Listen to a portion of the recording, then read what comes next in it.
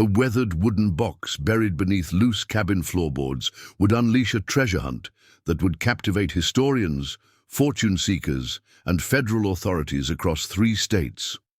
All sparked by a desperate single mother's last-ditch effort to salvage something valuable from her estranged father's remote mountain cabin before losing it to unpaid taxes. What Sarah Chen discovered hidden in those Appalachian woods would prove to be the largest cache of Confederate gold ever recovered, worth an estimated $12 million and carrying secrets that would rewrite Civil War history. Before we jump back in, tell us where you're tuning in from, and if this story touches you, make sure you're subscribed, because tomorrow I've saved something extra special for you. The morning sun cast long shadows through the towering pines as Sarah Chen stood before the weathered cabin that represented both her last hope and biggest headache. In her hands, she clutched a certified letter from the county tax office, its contents as unforgiving as the mountain wilderness surrounding her. 60 days. That's all the time she had before the county would seize the property for unpaid taxes totaling $18,000. Money she simply didn't have and couldn't imagine finding. At 34, Sarah had endured more financial catastrophes than most people face in a lifetime. The divorce from Marcus 2 years earlier had left her with primary custody of 7-year-old Lily and a mountain of legal debt that had consumed her savings. Her job as a freelance graphic designer barely covered their modest apartment rent in Asheville, and recent months had been particularly brutal as clients delayed payments and new projects became increasingly scarce. The economic uncertainty had forced her to take on evening shifts at a local coffee shop, leaving Lily with babysitters more often than Sarah could bear. The cabin inheritance had arrived like a cruel joke 18 months ago when her estranged father died suddenly from a heart attack. Thomas Chen had been a complicated man, a former military historian who had become increasingly reclusive after Sarah's mother died when Sarah was 15. Their relationship had deteriorated over the years, particularly after he'd criticized her marriage to Marcus and seemed to disapprove of every major life decision she made. The last meaningful conversation they'd had was 3 years ago, a heated argument about responsibility and family legacy that ended with both of them saying things they couldn't take back. When the inheritance papers arrived, Sarah had initially felt more burdened than blessed. The remote cabin sat on 40 acres of mountainous terrain, 3 hours from Asheville, accessible only by a winding dirt road that became treacherous in winter weather. Her father had purchased the property 20 years earlier with plans to write a book about Civil War battles in the region, but his research had gradually consumed him until he became something of a hermit, visiting the cabin for weeks at a time while pursuing what neighbors described as an obsession with local history. The property taxes had been accumulating since her father's death, compounded by penalties and interest that had transformed a manageable debt into an insurmountable financial crisis. Sarah had initially planned to sell the cabin immediately, but the remote location and dated infrastructure had attracted no serious buyers. The few people who had expressed interest were developers looking to acquire the land at below-market prices, offers so low they wouldn't even cover the outstanding tax debt. Sarah had driven up to the cabin 3 times over the past year, each visit revealing more problems that would require expensive repairs before any potential sale. The roof leaked in multiple places, the electrical system was decades out of code, and the plumbing consisted of a well system that hadn't been properly maintained. Each problem added to the growing list of expenses that made the inheritance feel more like a financial trap than a family legacy. But this morning's visit was different. This wasn't about assessing repair costs or meeting with potential buyers. This was about salvaging anything of value before the county seized the property. Sarah had finally accepted that she couldn't afford to keep the cabin, couldn't afford to repair it, and couldn't afford to maintain it. Her only remaining option was to strip anything potentially valuable from the interior before walking away from what remained of her connection to her father's memory. Lily sat in the passenger seat of their aging Honda Civic, her tablet loaded with downloaded movies to keep her occupied during what Sarah expected to be a long, emotionally difficult day. At 7, Lily was remarkably resilient about their financial struggles, but Sarah knew the constant stress was affecting her daughter in ways she tried hard to hide. The forced moves to cheaper apartments, the careful budgeting that meant saying no to school activities other kids took for granted, the general atmosphere of uncertainty that had defined their lives since the divorce. "Why are we here again, Mom?"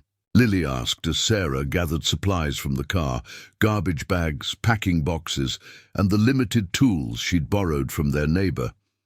"I thought you said Grandpa's cabin was too broken to live in." Sarah paused, considering how to explain the situation without burdening her daughter with the full weight of their financial desperation. "We're looking for things that might be valuable, honey. Books, antiques, anything we could sell to help pay our bills. Grandpa collected a lot of historical items over the years." This was partially true. Thomas Chen had indeed been an avid collector of Civil War memorabilia, though Sarah had no clear idea of what might have actual monetary value versus mere sentimental significance. Her few previous visits had revealed rooms filled with books, maps, documents, and artifacts that reflected her father's consuming interest in regional history. She hoped that somewhere among his collections might be items valuable enough to at least partially address their immediate financial crisis. The cabin itself was a modest two-bedroom structure built in the 1970s, but Thomas had added several additions over the years: a study lined with bookshelves, a workshop filled with research materials, and a storage room that contained boxes Sarah had never fully explored. The interior reflected decades of solitary research, with every available surface covered in historical documents, topographical maps, and carefully organized filing systems that suggested obsessive attention to detail, preparing and narrating. This story took us a lot of time, so if you are enjoying it, subscribe to our channel. It means a lot to us. Now back to the story. As they approached the front door, Sarah noticed something she'd missed during previous visits: fresh tire tracks in the dirt driveway, suggesting someone had visited the property recently. This was concerning, as the cabin was supposed to be vacant, and she was the only person with legitimate access. The rural location made it vulnerable to vandalism or theft, and Sarah worried that someone might have broken in looking for valuable items to steal. The front door key stuck in the lock, requiring several attempts before the mechanism finally turned. Inside, the cabin felt stuffy and closed up, filled with the musty odor of neglect and accumulated dust. Lily wrinkled her nose at the smell, while Sarah opened windows to let in fresh air and natural light. The interior looked exactly as she remembered from her last visit 6 months earlier, suggesting that whoever had visited recently hadn't disturbed the main living areas. Sarah began in her father's study, the room where he'd spent most of his time during visits to the cabin. Floor-to-ceiling bookshelves contained hundreds of volumes on Civil War history, military strategy, and regional archaeology. She pulled several books that appeared to be first editions or specialized academic texts, hoping they might have value to collectors or used bookstores. A quick internet search on her phone revealed that most were worth modest amounts, perhaps enough to cover groceries for a week, but nowhere near the thousands she needed. The desk drawers contained meticulously organized files, documenting her father's research into specific Civil War battles and troop movements in the region. His handwriting covered hundreds of pages of notes, cross-referencing primary sources, with contemporary accounts and archaeological evidence. While the research appeared thorough and potentially valuable to historians, Sarah couldn't imagine finding buyers for such specialized academic work, especially with her 60-day deadline. Lily had wandered into the workshop where she discovered a collection of metal detecting equipment and surveying tools. "Mom, why did Grandpa have all these weird machines?" she called out, examining a professional-grade metal detector that appeared significantly more sophisticated than the recreational models Sarah had seen at electronics stores. Sarah joined her daughter in the workshop, surprised by the extent and quality of the detection equipment. Her father had apparently invested considerable money in professional archaeological tools, multiple metal detectors of varying capabilities, ground-penetrating radar equipment, GPS mapping devices, and surveying instruments that belonged in a professional archaeological expedition rather than a hobbyist's collection. The equipment appeared well-maintained and relatively recent, suggesting her father had been actively using it in the months before his death. This discovery prompted Sarah to reconsider her father's activities at the cabin. She'd assumed his research was purely academic, focused on studying historical documents and published accounts of regional Civil War activity. The presence of such sophisticated detection equipment suggested he'd been conducting active field research, searching for physical evidence of historical events he'd been studying.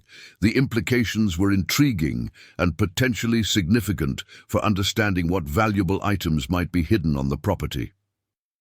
A wooden filing cabinet in the workshop contained maps of the surrounding area marked with her father's careful annotations. Red X marks indicated specific locations where he'd apparently conducted searches, while different colored symbols suggested varying levels of interest or success in his investigations. Several locations were marked with dates spanning the past 5 years, creating a timeline of systematic exploration that revealed the methodical nature of his research. One map particularly caught Sarah's attention, a hand-drawn diagram of the cabin itself and the immediate surrounding area.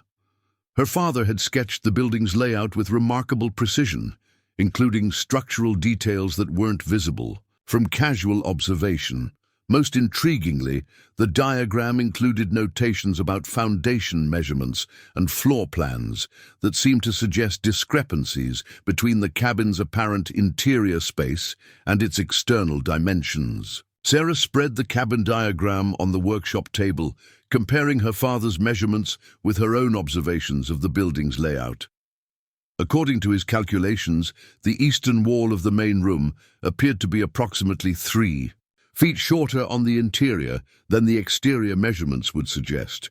Similarly, the floor plan showed what appeared to be a storage area beneath the front section of the cabin that wasn't accessible through any obvious entrance. These architectural discrepancies prompted Sarah to examine the cabin's interior more carefully, looking for signs of hidden spaces or concealed storage areas. Her father's research suggested he'd discovered something significant about the building's construction that wasn't immediately apparent to casual observation. Given his obsession with Civil War history and his sophisticated detection equipment, Sarah began to wonder if he'd found evidence of historical significance hidden within the structure itself. The main room's hardwood floors appeared original to the building, though several sections showed signs of wear and minor damage from decades of use. Sarah noticed that one area near the eastern wall produced a slightly different sound when walked, suggesting possible hollow space beneath. Her father's diagram included specific notations about this section, with measurements and symbols that seemed to indicate particular interest in the subflooring structure. Lily had grown bored with exploring and had settled in a corner with her tablet, leaving Sarah free to investigate more thoroughly. Using a small pry bar from her father's workshop tools, Sarah carefully lifted the edge of a floorboard in the area her father had marked as potentially significant. The wood came up easier than expected, revealing that several boards in this section weren't actually nailed down, but instead fitted together with a precision that suggested intentional removability. Beneath the removable floorboards, Sarah discovered a shallow wooden box, approximately 2 feet square and 6 inches deep. The box appeared handmade with careful attention to detail, constructed from the same wood as the flooring to blend seamlessly with the surrounding structure. A simple brass latch held the lid closed, and the entire container showed signs of age that suggested it had been hidden beneath the floor for considerable time. Sarah's hands trembled slightly as she lifted the wooden box from its hiding place. The container was heavier than expected, suggesting substantial contents rather than mere documents or papers. She carried it to the kitchen table, where better lighting would allow proper examination of whatever her father had hidden beneath the cabin floor. The brass latch opened easily, revealing contents that immediately confirmed this was a discovery of extraordinary significance. Nestled in custom-fitted wooden compartments lay dozens of gold coins, their surfaces dulled with age but unmistakably valuable. Each coin was individually wrapped in tissue paper, and a small leather journal documented their origin, condition, and estimated value in her father's meticulous handwriting. According to the journal, the coins were authentic Civil War-era gold pieces, including rare Confederate $20 gold coins that had been minted in limited quantities before Union forces captured the Confederate mints. Her father's notes indicated that each coin was worth thousands of dollars to collectors, with some rare specimens valued at $20,000 or more. The total collection represented a small fortune, easily worth hundreds of thousands of dollars and potentially much more depending on market conditions and buyer interest. But the gold coins were only the beginning of what the wooden box contained. Beneath the coin compartments lay carefully preserved documents that appeared to be original Civil War-era correspondence. The papers were wrapped in oiled cloth and stored in protective sleeves that had preserved them in remarkable condition, despite their age. Sarah carefully extracted one document, immediately recognizing it as a handwritten letter bearing the letterhead of Confederate General Braxton Bragg.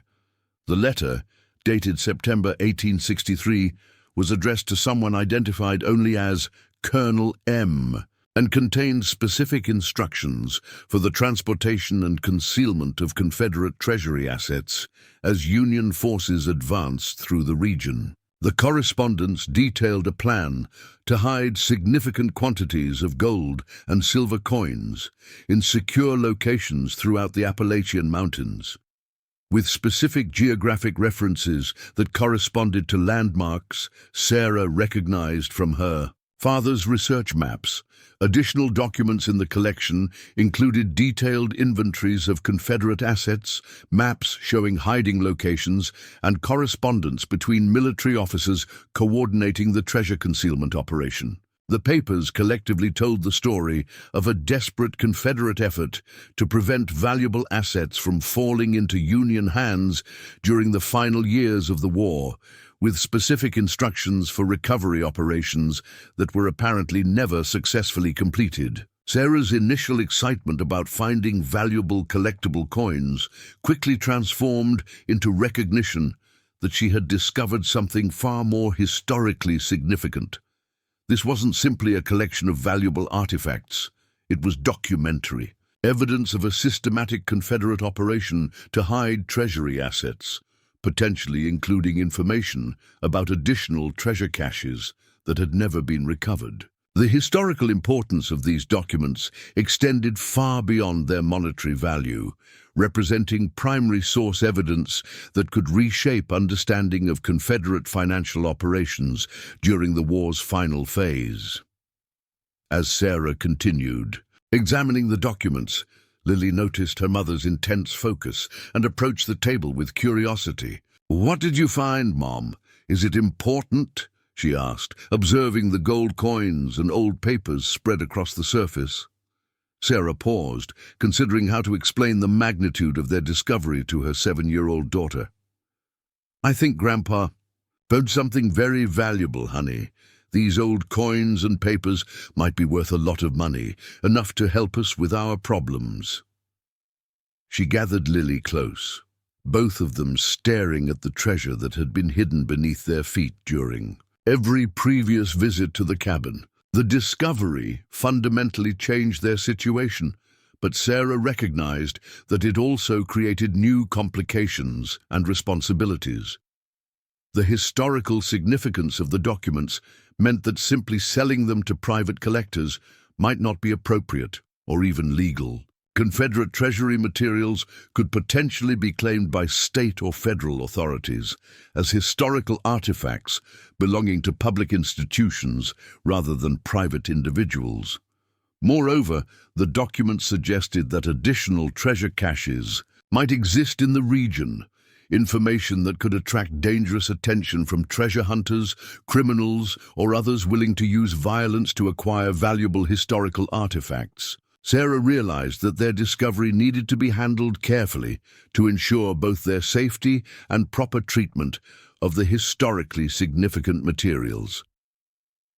As afternoon shadows began lengthening across the cabin floor, Sarah carefully documented the discovery with her phone camera, photographing each coin and document while maintaining them in their original positions. She recognized that proper documentation would be essential for establishing the legitimacy of their find and ensuring appropriate handling by whatever authorities or institutions might become involved. The implications of their discovery extended far beyond their immediate financial crisis. Sarah found herself wondering how her father had acquired these materials, whether he had discovered them through his field research or inherited them from some unknown source. The careful concealment beneath the cabin floor suggested he had known about their extraordinary value and historical significance, raising questions about why he had never mentioned them to her and what he had intended to do with such a momentous discovery. The weight of discovery settled over Sarah like a heavy blanket as she sat in the cabin's growing twilight, surrounded by evidence that would change everything. Each gold coin caught the fading light, filtering through dusty windows, creating tiny reflections that seemed to dance with possibility. But beneath her initial excitement lay a growing awareness of the monumental responsibility she now carried. This wasn't just about solving her financial problems anymore. She held in her hands pieces of American history that could rewrite textbooks and challenge everything historians thought they knew about Confederate operations in the final years of the Civil War. Lily had fallen asleep on the old couch, exhausted from the day's adventure and blissfully unaware that their lives had just taken a dramatic turn. Sarah covered her daughter with a throw blanket her father had kept in the cabin, then returned to the kitchen table, where the artifacts lay carefully arranged like pieces of an impossible puzzle. Each document told part of a larger story, and, as Sarah read through them more carefully, she began to understand the scope of what her father had uncovered. The correspondence between Confederate officers revealed a network of hiding places that stretched across 3 states, with the Appalachian mountains serving as a natural vault for assets that were meant to fund Confederate operations or provide resources for post-war recovery.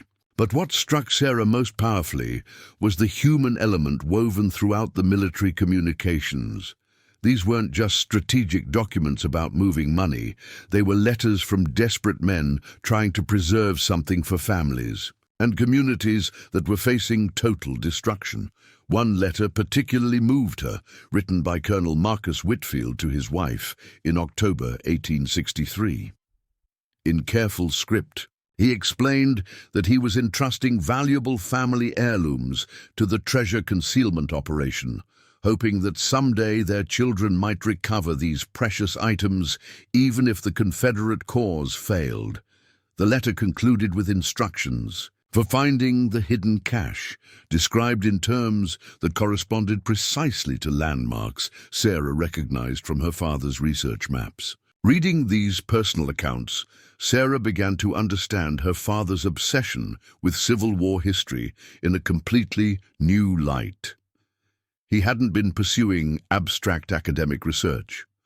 He had been following the trail of real families whose desperate attempts to preserve their legacies had never been completed. The sophisticated metal detection equipment in his workshop suddenly made perfect sense. He had been methodically searching for the hiding places described in these documents, probably for years, until he finally discovered this particular cache. A leather-bound notebook tucked beneath the documents contained her father's detailed research notes, revealing the methodical process he had followed to locate this treasure.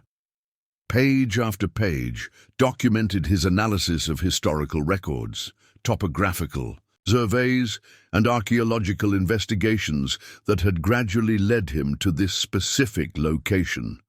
His notes revealed that he had identified at least 6 other potential hiding places within a 50-mile radius, each marked with symbols that indicated varying levels of confidence in their historical accuracy. Sarah realized that her father had been conducting what amounted to a professional archaeological expedition, complete with proper documentation and scientific methodology. His approach hadn't been that of a treasure hunter looking for quick profits, but rather a historian trying to complete stories that had been interrupted by war and never properly concluded. The careful preservation of documents alongside the gold coins demonstrated his understanding that the historical significance often exceeded the monetary value. But the notebook also revealed something that sent a chill through Sarah's growing excitement. Her father's final entries, dated just weeks before his death, contained increasingly urgent warnings about other people who were pursuing the same historical trails. He had apparently discovered that commercial treasure hunting operations were using satellite imaging and sophisticated equipment to search for Confederate caches, with little regard for historical preservation or legal ownership issues. One entry particularly alarmed Sarah. Noticed unusual vehicle activity on Mountain Ridge Road 3 times this week. License plates from out of state. Professional-grade equipment visible. Someone else knows about the Whitfield cache. Must secure documentation before discovery becomes public knowledge. The entry was dated just 2 weeks before her father's fatal heart attack, suggesting that stress over protecting his discovery might have contributed to his sudden death. This revelation forced Sarah to confront a sobering reality. They weren't the only people interested in Confederate treasure hidden in these mountains. Her father's research had apparently attracted attention from others who might be willing to use illegal methods to acquire valuable historical artifacts. The remote location that had seemed like a peaceful retreat now felt potentially dangerous, especially with Lily depending on her for protection. Sarah's phone buzzed with a text message from her neighbor, Mrs. Patterson, who was watching their apartment back in Asheville. Strange man came by asking about your father's cabin. Said he was from Historical Society but seemed more like private investigator. Didn't give him any information but thought you should know. The message confirmed Sarah's growing suspicion that their discovery was already attracting unwanted attention, even though they hadn't told anyone about what they had found. The implications were both thrilling and terrifying.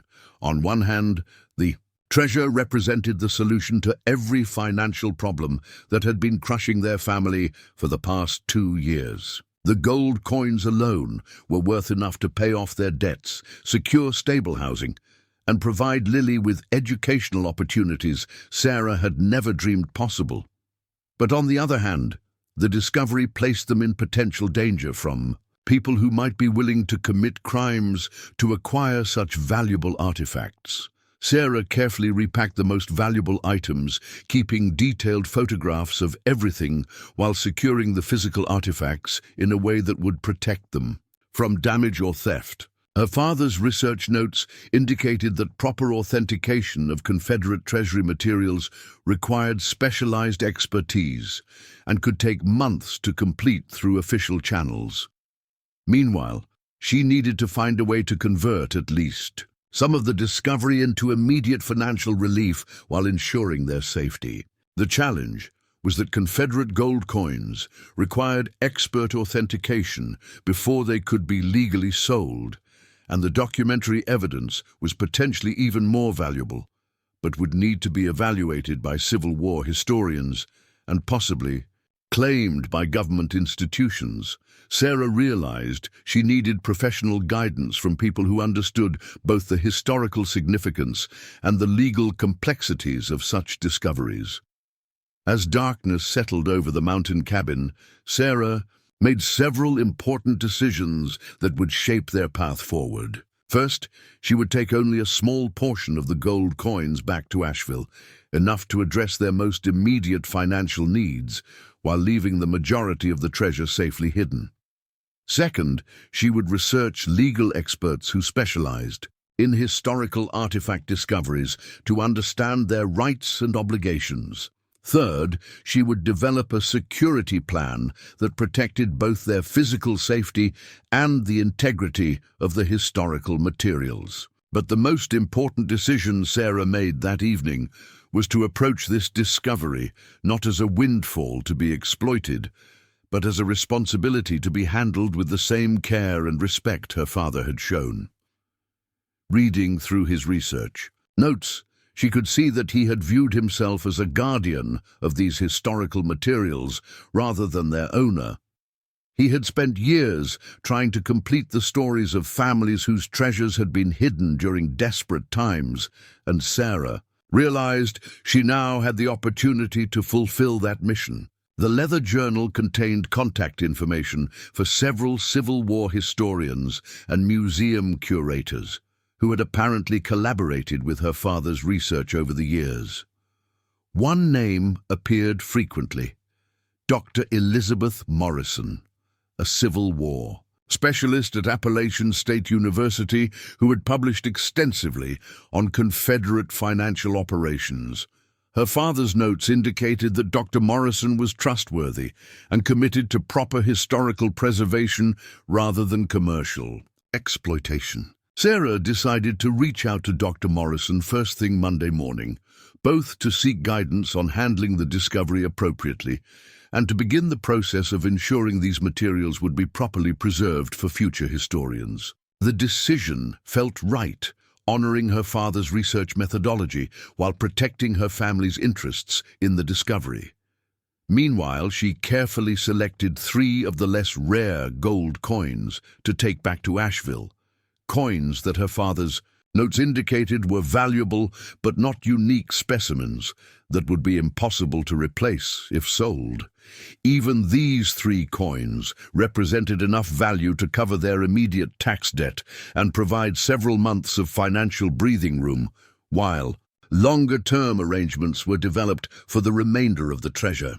The process of making these decisions helped Sarah understand something profound about her relationship with her father that she had never recognized during his lifetime. His apparent criticism of her life choices hadn't been about disapproval of her decisions, but rather about his fear that she wasn't equipped to handle the kind of responsibilities he had been carrying. He had been protecting not just historical artifacts, but the legacy of families whose stories deserved to be completed rather than exploited. Looking at Lily, sleeping peacefully on the couch, Sarah felt a deep connection to those Civil War families who had hidden their treasures, hoping that someday their children would recover what they had preserved. The parallel was almost overwhelming. Desperate parents trying to protect something valuable for their children's future, never knowing whether their sacrifice would ultimately matter. Sarah realized that she and Lily were the answer to prayers that had been offered more than 150 years ago. This perspective transformed the discovery from a lucky break into a sacred trust. Sarah began to understand that they weren't just inheriting valuable artifacts. They were inheriting the responsibility to complete stories that had been interrupted by war and never properly concluded. The families who had entrusted their treasures to Confederate hiding operations had never had the chance to recover what they had preserved, but Sarah and Lily could now serve as their proxies in ensuring these materials found appropriate homes. The emotional weight of this realization was both inspiring and humbling. Sarah had been so focused on their immediate financial crisis that she hadn't considered the broader historical significance of what they had discovered. These artifacts weren't just valuable objects, they were tangible connections to real people who had faced impossible choices during one of the most difficult periods in American history. Proper handling of the discovery meant honoring their memory and ensuring their stories were preserved for future generations. As Sarah prepared to leave the cabin the next morning, she took one final look around the space where her father had spent so many hours pursuing his research. She could now see evidence of his systematic approach everywhere: carefully organized filing systems, detailed maps with precise annotations, and research materials that reflected years of dedicated work. What she had previously interpreted as obsessive behavior now appeared as the methodical work of a serious historian who understood the significance of what he was pursuing. The workshop contained additional evidence of her father's professional approach to archaeological research: specialized tools for careful excavation, documentation equipment for recording discoveries, and preservation materials for protecting fragile artifacts all demonstrated that he had been following proper archaeological protocols rather than simply treasure hunting. This attention to scientific methodology would be crucial for establishing the legitimacy of their discovery and ensuring it received appropriate treatment from academic and legal authorities. Before leaving, Sarah carefully concealed the wooden box and its remaining contents in a new hiding place, using techniques her father's notes had described for protecting valuable materials from environmental damage and potential theft. She documented the new location with GPS coordinates and photographs, creating backup records that would ensure the treasure could be recovered even if something happened to her primary documentation. The drive back to Asheville gave Sarah time to process the magnitude of their discovery and begin planning their next steps. The 3 gold coins secured in her purse represented immediate relief from their financial crisis, but more importantly, they represented the beginning of a new chapter in their lives. Sarah realized that managing this discovery properly could provide not just financial security, but also a meaningful connection to her father's legacy and an opportunity to contribute to historical understanding. Lily woke up as they reached the outskirts of Asheville, immediately asking questions about what they had found at the cabin. Sarah explained that Grandpa had been researching very old stories about families who had hidden valuable things during the Civil War, and that they had found some of those hidden treasures. She emphasized that their discovery was important not just because it was valuable, but because it helped complete stories that had been left unfinished for more than 150 years.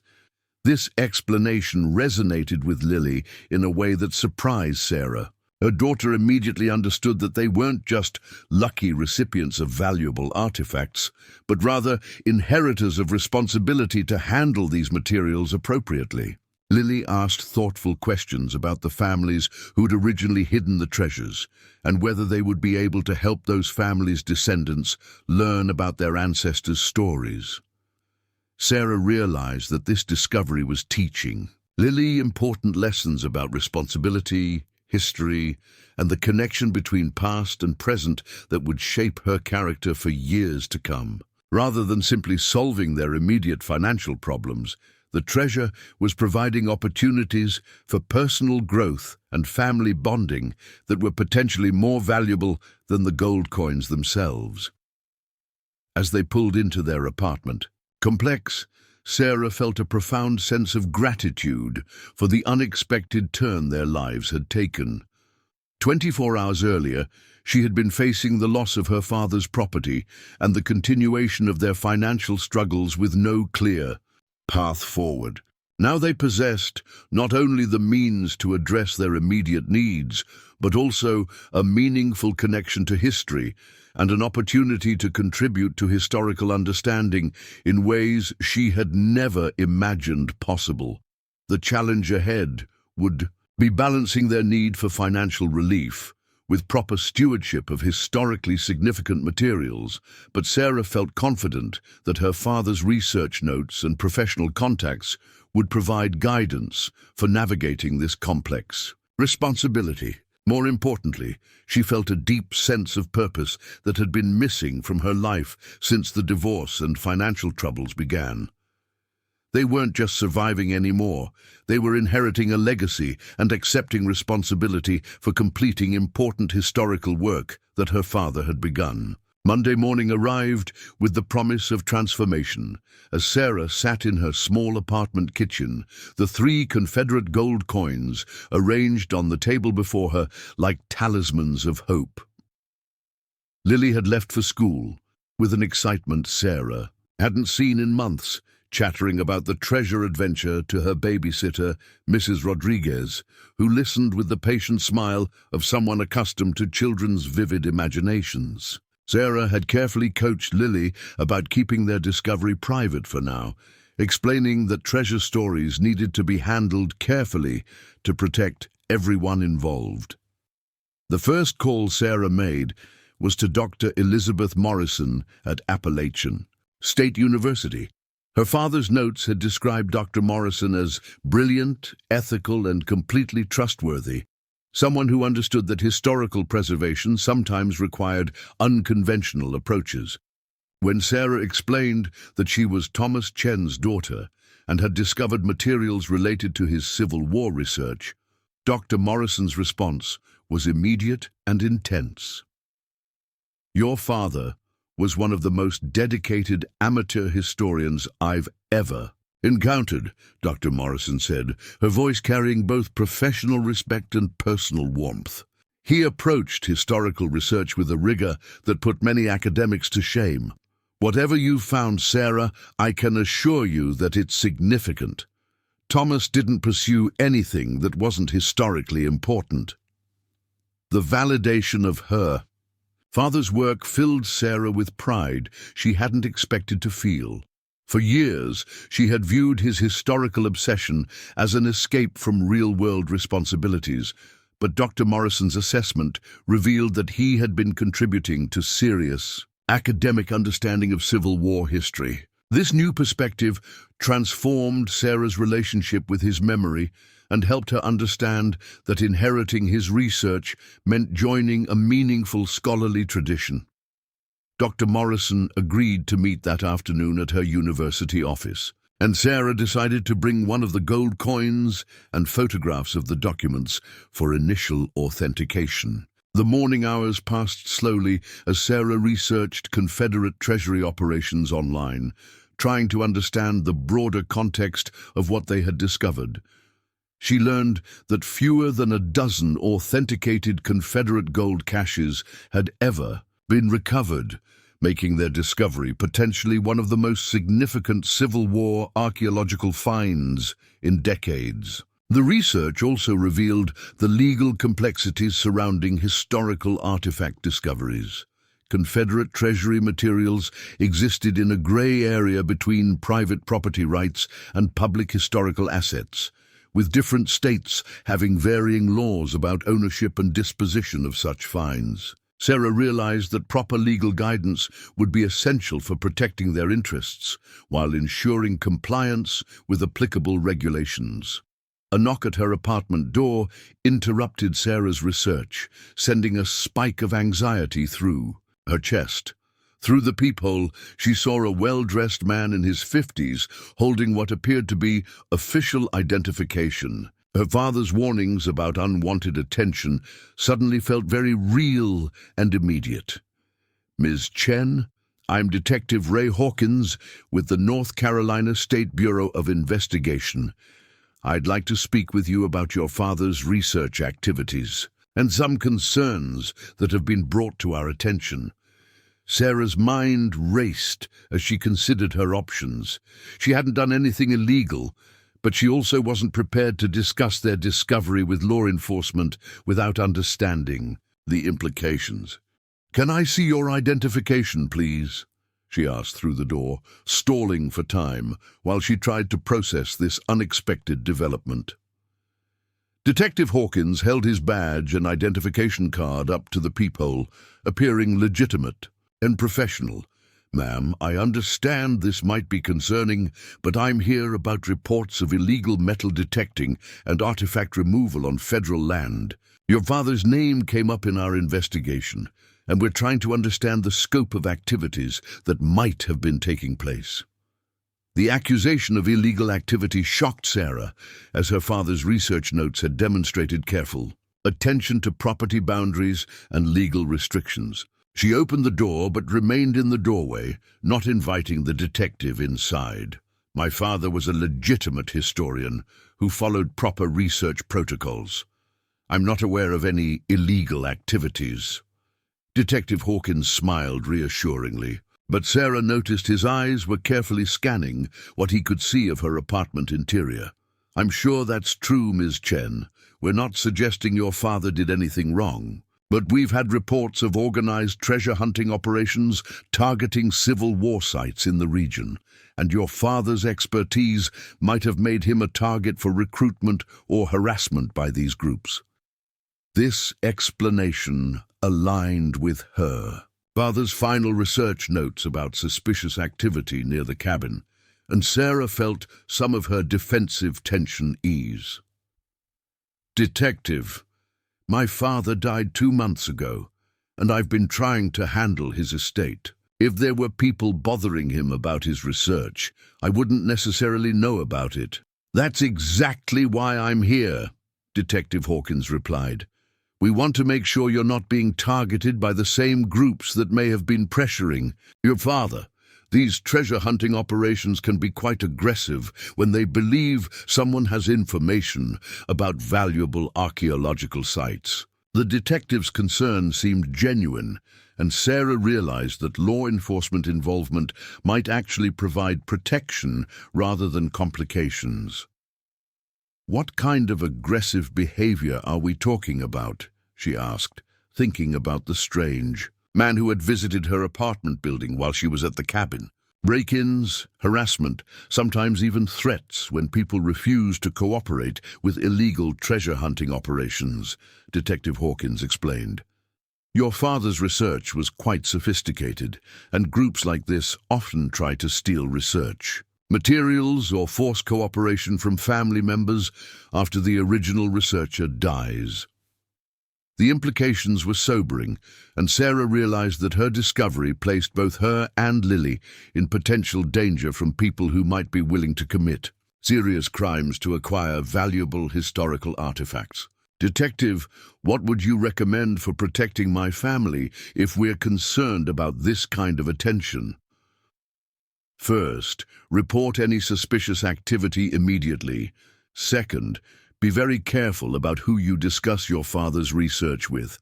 Third, if you discover anything of potential historical value, work through proper channels rather than trying to handle it privately." He handed her a business card with his direct contact information. "Ms. Chen, legitimate historical discoveries are protected by law, but only if they're reported through appropriate authorities."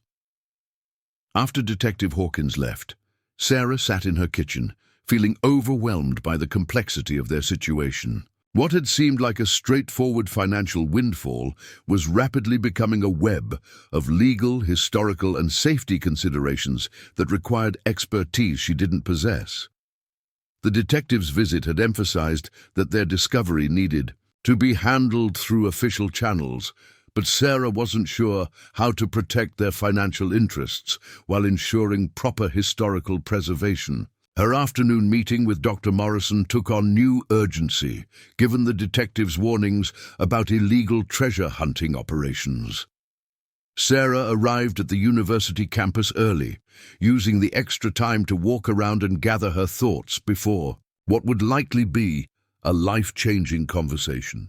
The academic environment felt safe and reassuring after the morning's stress about law enforcement attention. Dr. Morrison's office reflected the kind of serious scholarship Sarah's father had aspired to, with walls lined with books, historical maps, and framed photographs of archaeological sites. The professor herself was a woman in her early 60s with silver hair and intense blue eyes that immediately conveyed both intelligence and integrity. "Sarah, thank you for coming. I've been thinking about your call all morning," Dr. Morrison began as they settled into comfortable chairs near a window overlooking the campus. "Your father and I corresponded regularly about his research, and I know he was pursuing some very promising leads about Confederate Treasury operations in the mountains." Sarah carefully placed the photographs of the documents on Dr. Morrison's desk, watching the professor's expression change from professional interest to barely contained excitement as she examined the images. "These appear to be authentic Confederate correspondence," Dr. Morrison said quietly, reaching for magnifying glass to examine details more closely. "If these are genuine, they represent primary source evidence that could significantly advance our understanding of Confederate financial operations." The authentication process was fascinating to watch.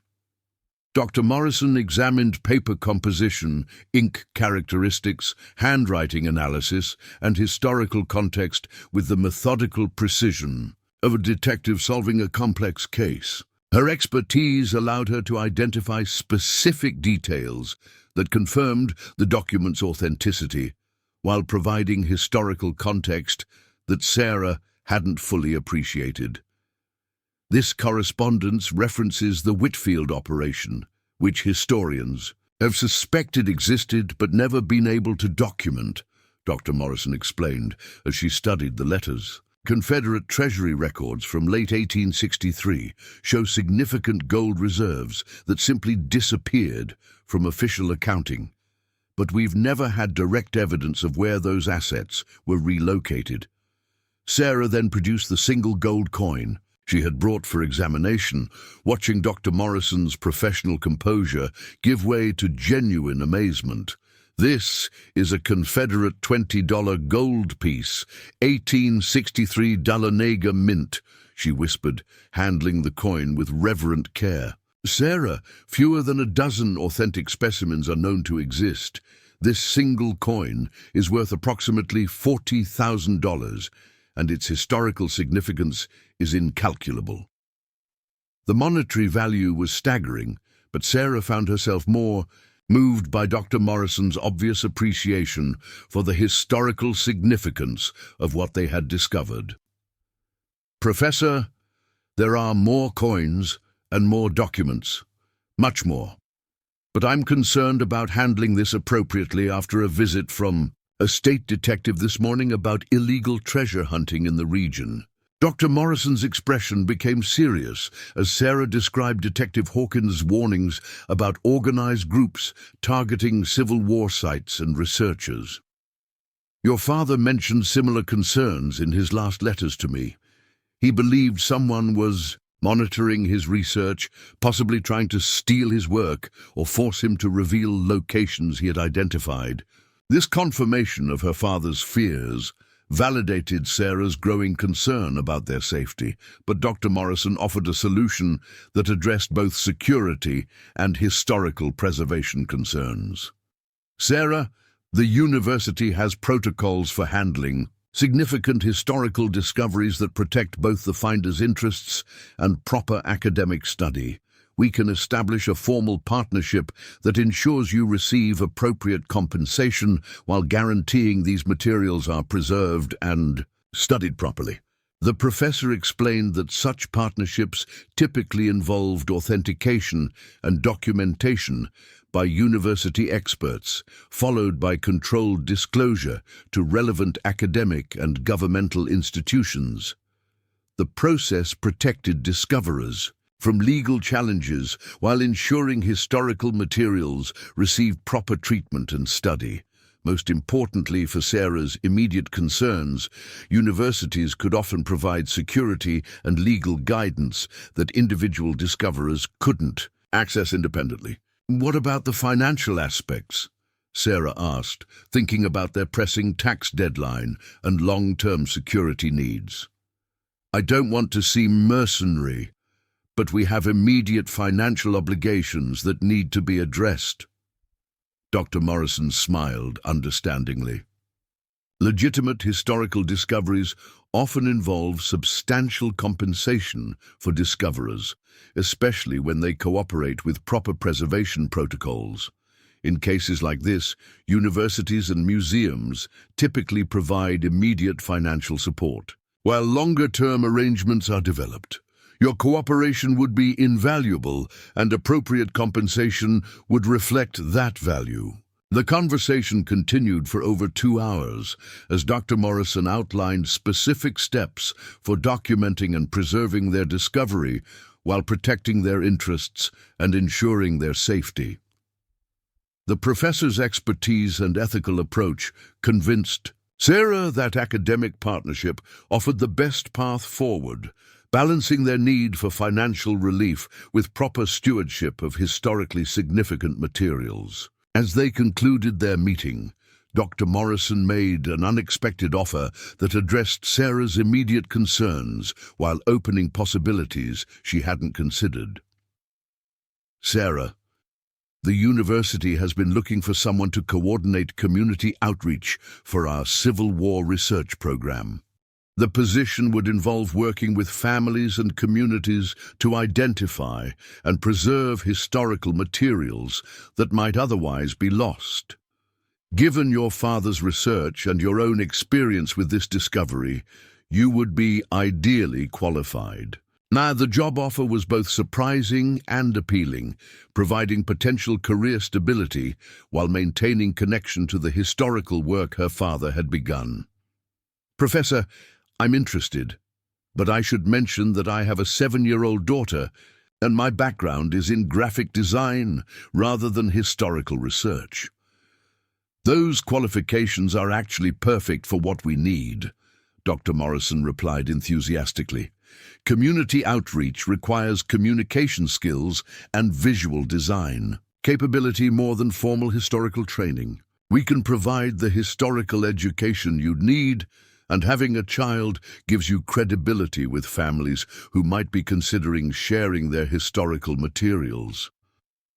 The possibility of meaningful work that connected to their discovery and honored her father's legacy felt like another unexpected gift emerging from their extraordinary circumstances. Sarah realized that the treasure they had found was opening doors to opportunities she had never imagined, transforming not just their financial situation, but potentially her entire career direction. As Sarah drove home from the university, her phone rang with a call from an unfamiliar number. "Miss Chen, this is Marcus Whitfield calling from Virginia. I believe you may have discovered materials related to my great-great-grandfather, Colonel Marcus Whitfield of the Confederate Army." The call sent chills through Sarah as she recognized the name from the letters they had found. "Mr. Whitfield, how did you get my contact information?" "I've been researching my family history for 30 years, Ms. Chen. When certain items surface in the market or academic circles, people in the Civil War research community share information. Dr. Morrison contacted me this afternoon about potentially significant Whitfield family materials that had been discovered." Sarah appreciated Dr. Morrison's discretion in not revealing specific details about their discovery, but she also realized that word was beginning to spread in ways that could attract unwanted attention. "Mr. Whitfield, I'm not sure what materials you're referring to. Ms. Chen, my family has been looking for my great-great-grandfather's papers and personal effects for over a century. If you've found items that belong to Colonel Whitfield, I'd be very interested in discussing their return to family ownership. I'm prepared to offer substantial compensation for their recovery." The offer of compensation was tempting, but Sarah remembered Dr. Morrison's advice about working through proper channels rather than private negotiations. "Mr. Whitfield, if we've discovered materials related to your ancestor, I want to ensure they're handled appropriately. could you provide documentation of your family connection and work with academic authorities to establish proper provenance? Of course, Marcus Whitfield replied. I have extensive genealogical documentation and have been working with various museums and universities on Whitfield family materials for years. Dr. Morrison can verify my credentials and my family's legitimate interest in recovering these items. The conversation continued for 20 minutes as Marcus Whitfield described his family's multi-generational search for items that had been lost during the Civil War's final chaos. His passion for recovering his ancestors' legacy was moving, and Sarah found herself appreciating the human dimension of their discovery in ways she hadn't previously considered. Mr. Whitfield, I understand your family's interest in these materials, and I want to work with everyone involved to ensure proper handling. Dr. Morrison suggested establishing a formal process that protects everyone's interests while ensuring proper historical preservation. That's exactly the approach my family supports, Marcus Whitfield assured her. We've learned from experience that private negotiations often create legal complications that hurt everyone involved. Academic partnerships provide the best protection for discoverers, family interests, and historical preservation. After ending the call, Sarah realized that their discovery was connecting them to a network of people who had been pursuing similar historical mysteries for decades. Rather than being isolated with a dangerous secret, they were joining a community of serious researchers and family historians who could provide support and guidance for handling their extraordinary find appropriately. That evening, as Sarah helped Lily with homework while the authenticated Confederate coin sat safely in their bank's safety deposit box, she reflected on how completely their lives had transformed in just 3 days. The financial crisis that had seemed overwhelming was being resolved through careful cooperation with trustworthy experts, and new possibilities were emerging for meaningful work that honored her father's legacy while providing career stability. Lily looked up from her math worksheet with a question that captured the profound nature of their transformation. Mom, are we going to help those old families find their treasures like Grandpa was trying to do? Sarah smiled, realizing that her daughter understood something important about their responsibility to the historical materials they had discovered. Yes, honey, I think that's exactly what we're going to do. Grandpa started something very important, and now we get to help finish it. Duh! The simple exchange with her daughter crystallized Sarah's understanding of their situation. They hadn't just inherited valuable artifacts, they had inherited a mission to complete stories that had been interrupted by war and never properly concluded. The treasure would provide financial security, but more importantly, it was connecting them to meaningful work that could make a lasting difference in preserving important historical narratives for future generations. As Sarah tucked Lily into bed that night, she felt a profound sense of gratitude for the unexpected direction their lives had taken. 3 days earlier, she had been facing the loss of her father's property and continuation of their financial struggles with no clear path forward. Now they possessed not only the means to address their immediate needs, but also purpose and direction that promised to transform their futures in ways more valuable than gold. 6 months had passed since that transformative morning when Sarah first lifted the weathered floorboards in her father's cabin, and the small apartment in Asheville had been replaced by a restored Victorian home that served as both residence and research headquarters for what had become known as the Appalachian Civil War Heritage Project. The federal government had officially recognized their discovery as one of the most significant Confederate treasury finds in American history, leading to a partnership between multiple universities, museums, and historical societies that honored both the academic importance of the materials and the Chen family's rights as discoverers. Sarah stood in what had once been the formal dining room of their new home,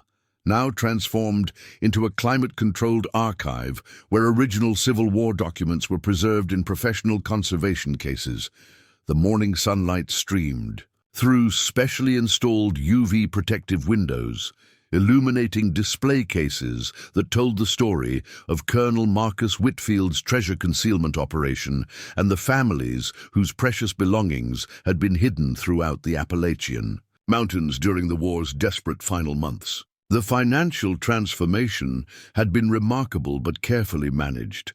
The authentication process had revealed that their discovery included 47 Confederate gold coins, 32 pieces of period jewelry, and over 200 documents that provided unprecedented insight into Confederate financial operations. The total value exceeded $12 million. But rather than simply liquidating the collection, Sarah had worked with Dr. Morrison and legal experts to establish a trust that provided immediate financial security while ensuring the historical materials would be preserved and studied for generations. The trust structure had proven brilliant in its simplicity and effectiveness.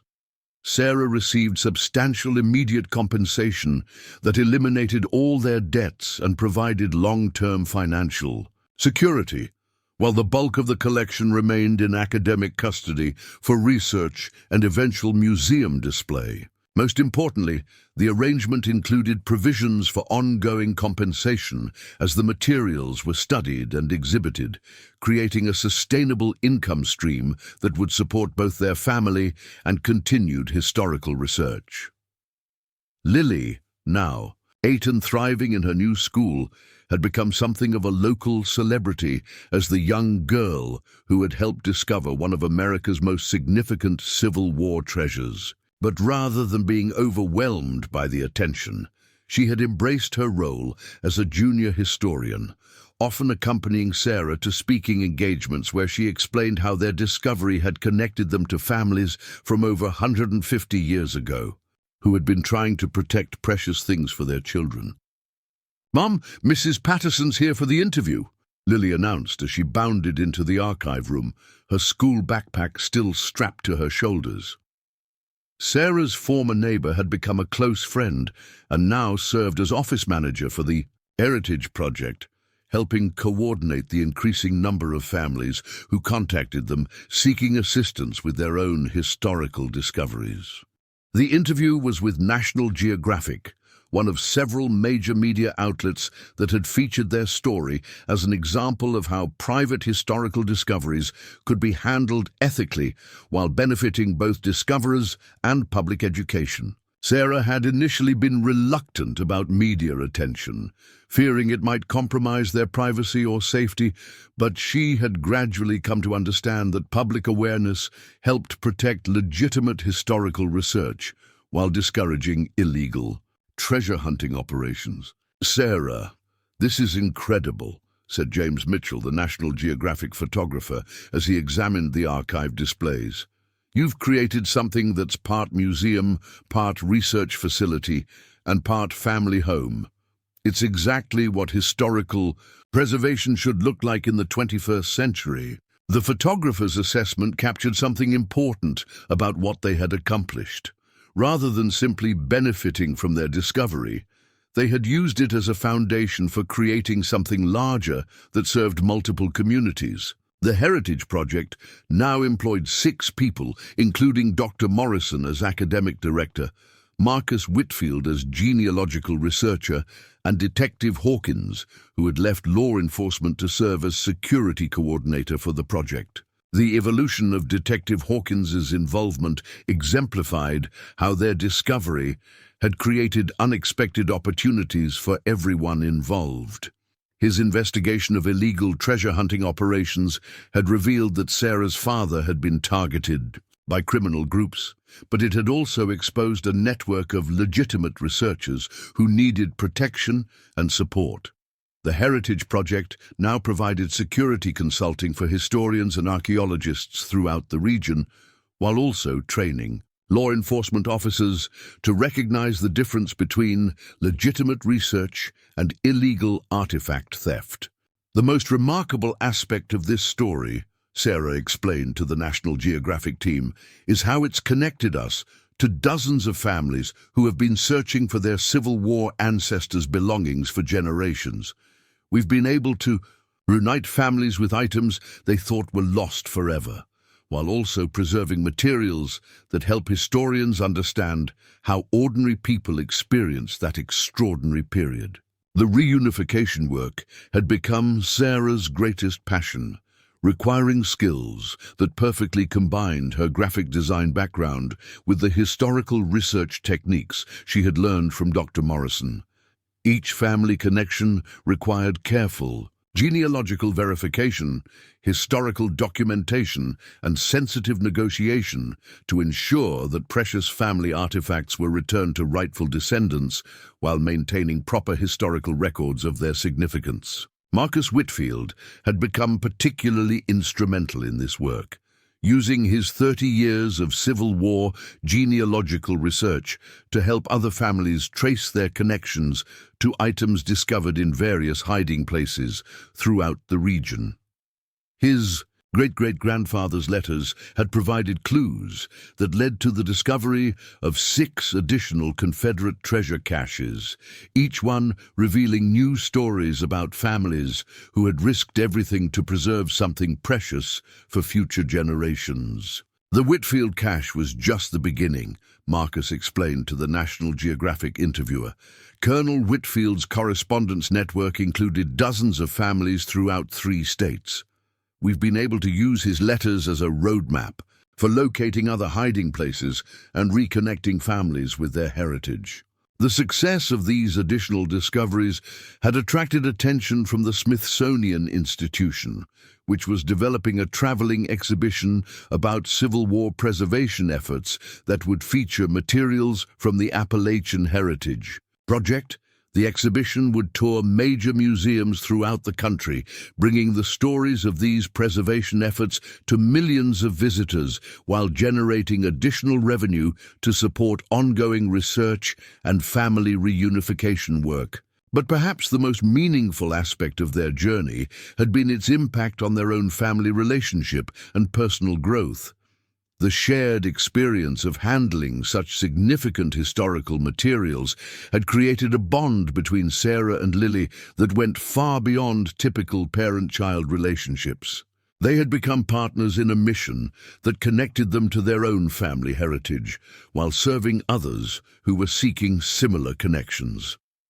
Lily's school had incorporated their discovery into its curriculum, using the Heritage Project as a case study for teaching students about historical research methods, ethical decision-making, and community service. Lily served as a peer educator, helping other children understand how historical discoveries could create responsibilities as well as opportunities. Her presentations often included the observation that finding treasure was exciting, but helping families find their lost stories was even better. The educational impact had expanded beyond their local school to include universities throughout the region. Dr. Morrison had developed a graduate program in applied historical preservation that used the Heritage Project as a teaching laboratory, training the next generation of historians in methods that balanced academic rigor with community service and ethical artifact stewardship. What Sarah and Lily have accomplished represents a new model for historical preservation, Dr. Morrison explained to the National Geographic team.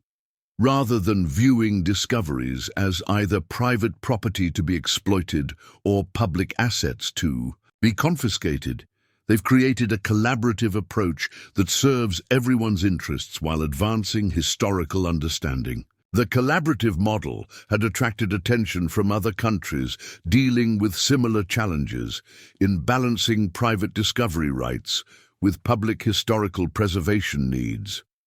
Representatives from several European museums had visited the Heritage Project to study their methods, leading to international partnerships that were helping preserve Civil War-related materials held in foreign collections.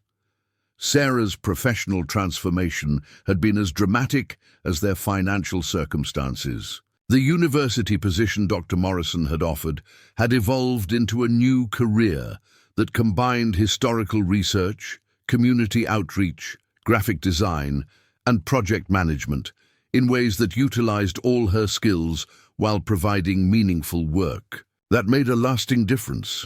She had discovered talents and interests she never knew she possessed, while building expertise that was increasingly sought after by museums and historical societies nationwide. The career transformation had also provided Lily with remarkable role model experiences, showing her that adults could continue learning and growing in ways that served others while building fulfilling lives. Lily often told friends that her mom had become a treasure detective who helped families solve mysteries that had been puzzling them for over 100 years. As the National Geographic interview concluded, Sarah reflected on the remarkable journey that had brought them to this point. 18 months earlier, she had been a struggling single mother facing foreclosure and financial crisis with no clear path forward. The discovery of her father's treasure had provided immediate relief from those pressures, but more importantly, it had connected them to purpose and community that had transformed their understanding of what constituted a meaningful life. The transformation hadn't been without challenges.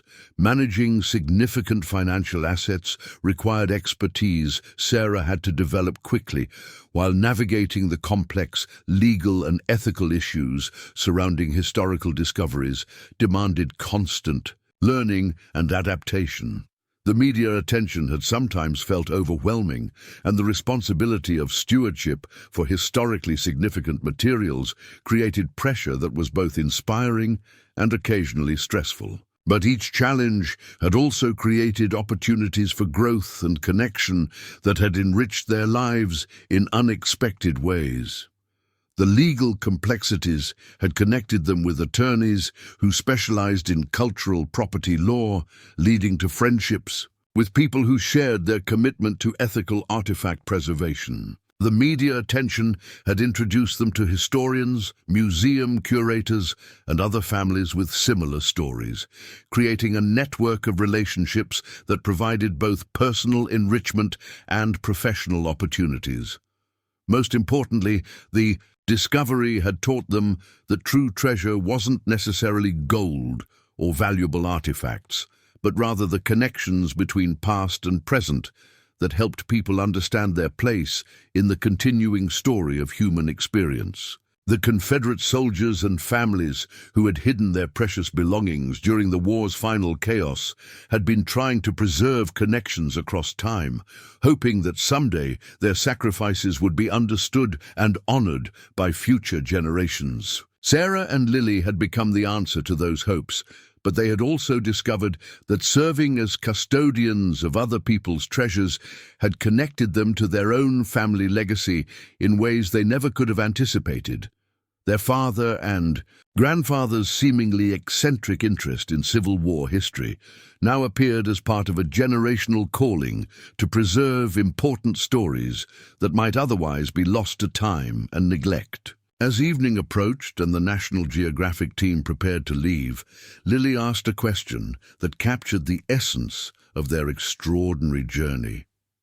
"Mum, do you think there are other families out there who need help finding their treasures like we found ours?"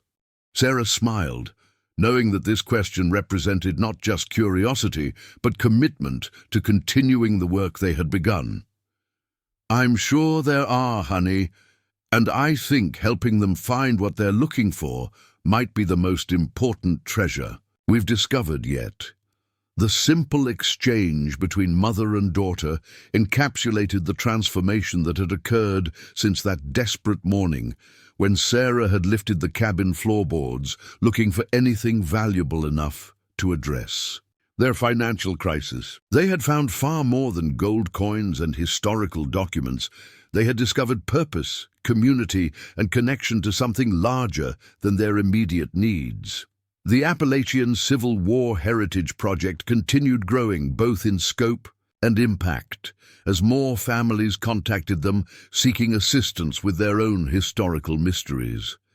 Each new case brought fresh challenges and opportunities for service, while also contributing to the expanding understanding of how ordinary people had experienced and responded to extraordinary historical circumstances. Sarah's work had evolved to include consulting with other historical preservation projects throughout the country, sharing the collaborative methods they had developed for balancing private discovery rights with public historical preservation needs.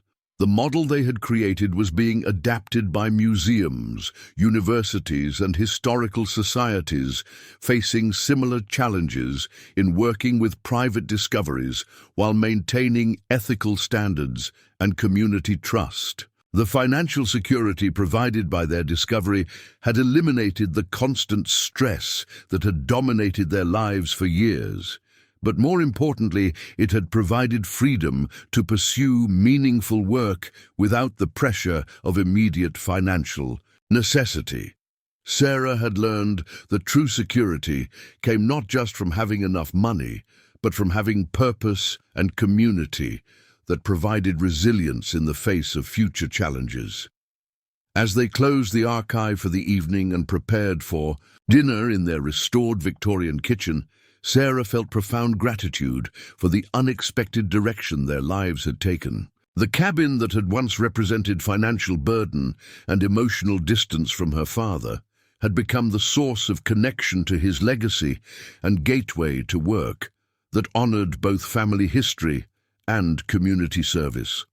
The gold coins that had initially seemed like the answer to their prayers had indeed provided crucial financial relief, but the real treasure had been the discovery of their capacity to serve others while building meaningful lives around shared commitment to preserving important stories. They had learned that the most valuable inheritance wasn't material wealth, but rather the opportunity to contribute to something larger than themselves while building security and community that would benefit future generations. The Confederate.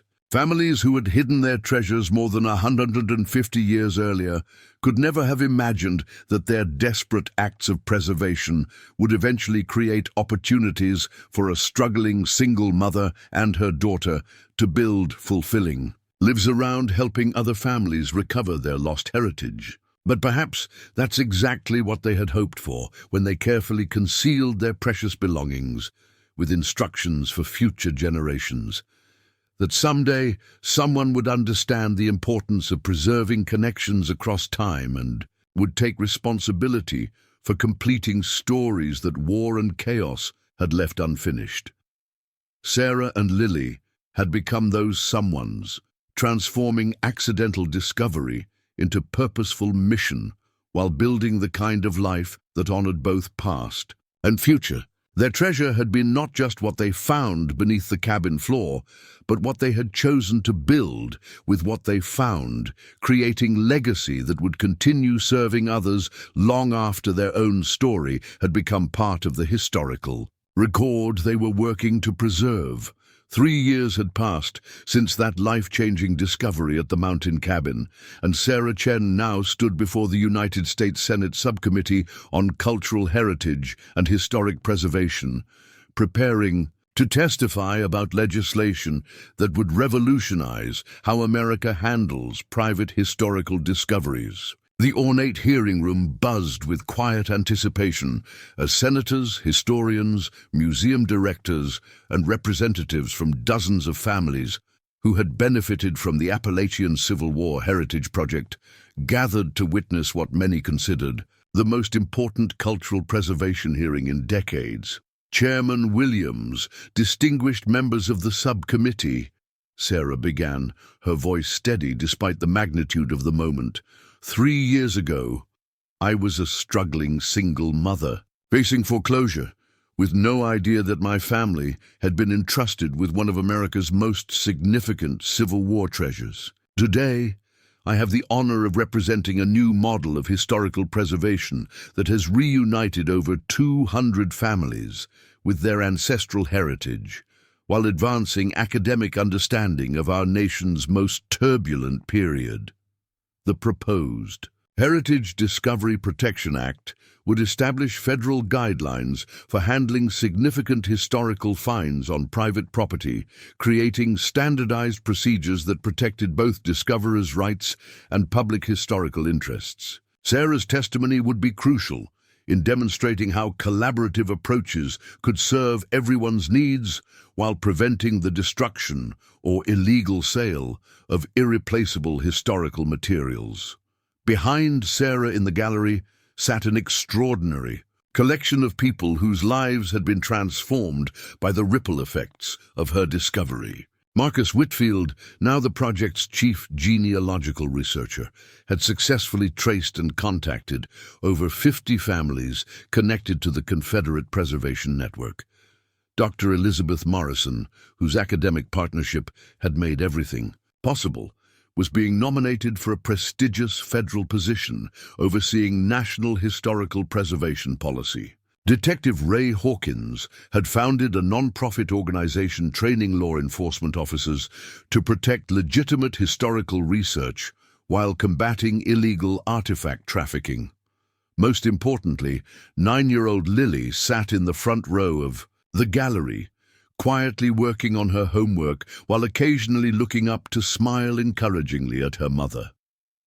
Lily's presence represented the future generation that would inherit the preservation systems being established today, and her calm confidence reflected the security and purpose that had replaced the anxiety and uncertainty that had once defined their daily lives. The current legal framework treats historical discoveries as either purely private property or potential government seizures, Sarah continued, addressing the senators directly. This binary approach often leads to destructive outcomes. Valuable materials are sold illegally to private collectors who hide them from researchers, or discoveries are concealed to avoid potential government confiscation. The Heritage Discovery Protection Act would create a third path that honors private property rights while ensuring historical materials receive proper preservation and study. Senator Patricia Manning, the subcommittee chair and a strong advocate for cultural preservation, leaned forward with evident interest. Ms. Chen, can you explain how your project has managed to balance these competing interests? The briefing materials suggest you've achieved something that many experts considered impossible. Sarah smiled, thinking of the hundreds of hours of collaboration that had created their successful model.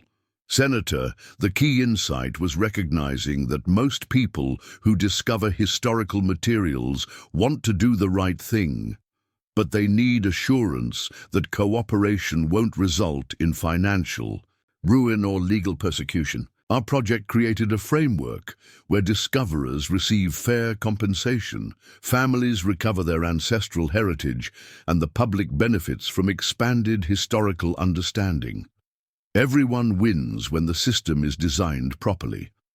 The testimony continued for over an hour as Sarah detailed specific cases that demonstrated the effectiveness of their collaborative approach. She described the Mitchell family from Tennessee, whose great-great-grandmother's wedding ring had been recovered from a Confederate cache in Virginia, along with letters that revealed a love story spanning the war years.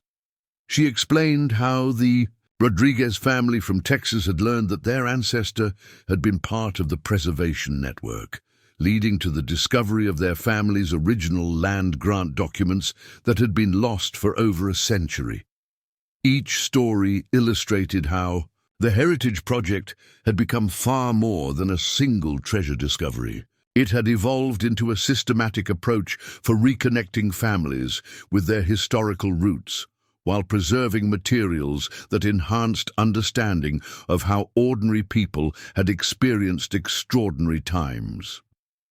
The project now employed 18 people full-time and had partnerships with over 30 universities and museums throughout the country.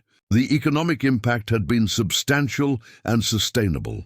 Rather than creating a one-time windfall that would eventually be depleted, the Heritage Project had established ongoing revenue streams through research partnerships, educational programs, consulting services, and carefully managed exhibition of historical materials.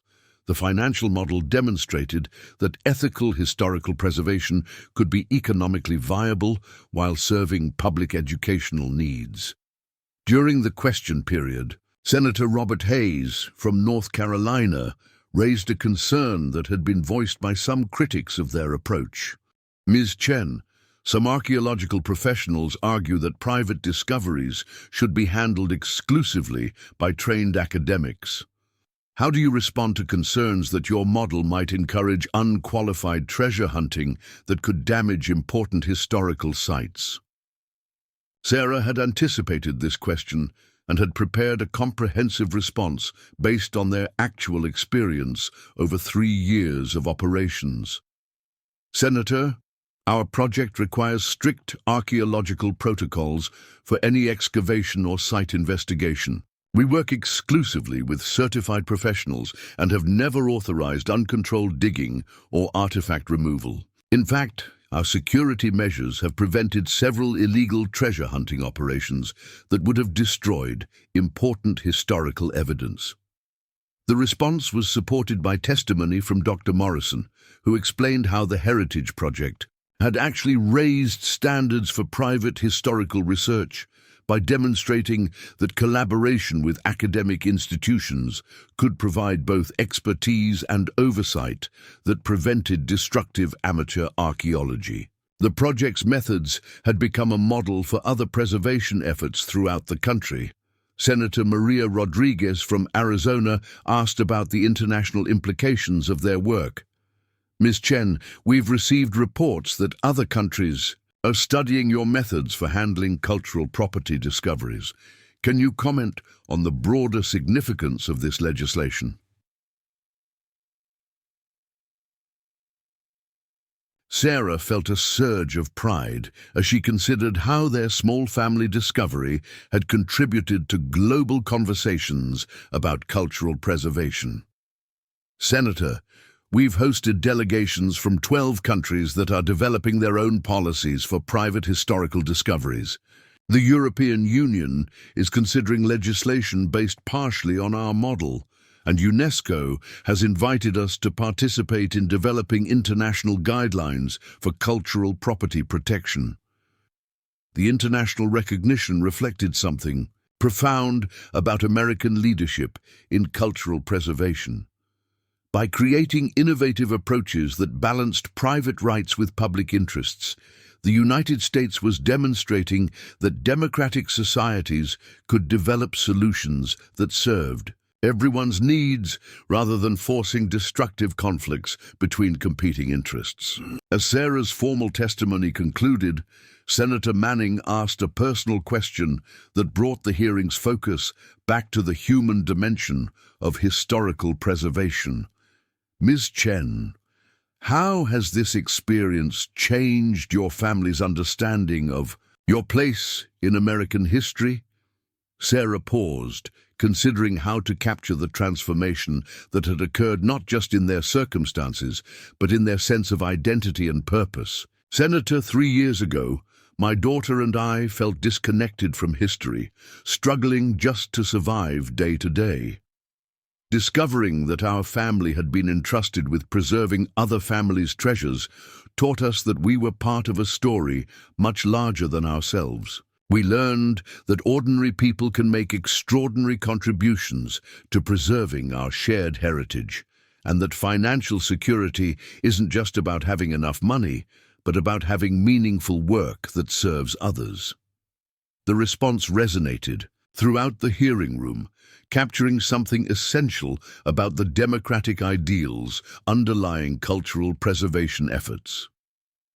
Historical materials weren't just valuable artifacts to be owned or controlled, but rather shared heritage that connected all Americans to their common story, while honoring the diverse experiences that had shaped the nation's development. Following the formal hearing, Sarah participated in a press conference where reporters from major news outlets asked about the broader implications of the proposed legislation. The media attention reflected growing public interest in historical Preservation issues, sparked partially by the success of the Heritage Project and similar collaborative efforts throughout the country. The Heritage Discovery Protection Act represents a paradigm shift in how America handles its cultural heritage, explained Dr. Morrison during the press conference. Rather than treating historical discoveries as conflicts between private and public interests, we're creating systems that recognize shared responsibility for preserving our common story. The legislation had broad bipartisan support, reflecting recognition that cultural preservation transcended political divisions and served fundamental American values of education, community, and respect for diverse historical experiences. Conservative senators appreciated the protection of private property rights, while liberal members supported expanded public access to historical materials and enhanced educational opportunities. That evening, Sarah and Lily attended a reception hosted by the Smithsonian Institution to celebrate the 3rd anniversary of their discovery and the progress toward federal legislation that would protect future discoveries. The reception brought together many of the people whose lives had been touched by the Heritage Project, creating an atmosphere of celebration and shared accomplishment that validated the collaborative approach they had pioneered. Marcus Whitfield approached Sarah during the reception with news that illustrated the continuing expansion of their impact. "Sarah, I wanted you to know that we've just received confirmation of 3 more cache locations in Kentucky, all traced through correspondence. Networks connected to my great-great-grandfather's operation. These discoveries could help another dozen families recover their ancestral materials." The ongoing discoveries demonstrated that their initial find had been part of a much larger preservation network than anyone had initially realized. Each new cache revealed additional families and stories, creating an expanding web of connections that enriched understanding of how civilians had responded to the Civil War's disruptions while trying to preserve what mattered most to them. Lily had become something of a celebrity at the reception, moving easily among senators, historians, and museum directors while explaining her role in the discovery and her current work as a junior educator for the Heritage Project. At 9, she possessed an understanding of historical preservation issues that impressed adults while maintaining the natural enthusiasm that made her an effective ambassador for their work. "Ms. Chen," approached Senator Manning during the reception, "I wanted to personally thank you for your testimony today. Your family's story has provided exactly the kind of real-world example we needed to demonstrate why this legislation is so important." The senator's comments reflected something significant about the democratic process at its best. Policy decisions being informed by actual experience rather than abstract theories or political positioning.